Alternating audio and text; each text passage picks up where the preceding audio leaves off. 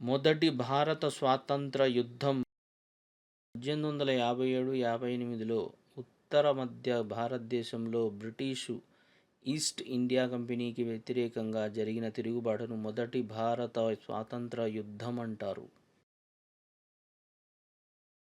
ఈ తిరుగుబాటు వైఫల్యంతో ముగిసింది. 1857 మే 10న మీరట్లో సిపాయిలతో మొదలైన తిరుగుబాటు ఉత్తర గంగ మైదానంలోనూ, మధ్య భారతంలోనూ పౌర తిరుగుబాటుగా పరిణమించింది.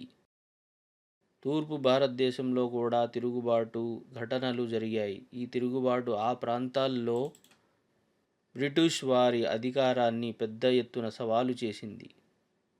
1858 జూన్ 20న తిరుగుబాటుదారులను ఓడించడంలో ఇది ముగిసింది. హత్యలకు పాల్పడిన వారికి తప్ప తిరుగుబాటులో పాల్గొన్న మిగతా వారందరికీ బ్రిటిష్ ప్రభుత్వం 1858 నవంబరు 1న క్షమాభిక్ష మంజూరు చేసింది.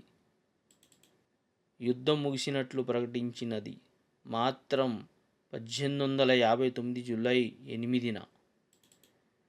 ఈ తిరుగుబాటును సిపాయిల తిరుగుబాటు, భారతీయ తిరుగుబాటు, గొప్ప తిరుగుబాటు,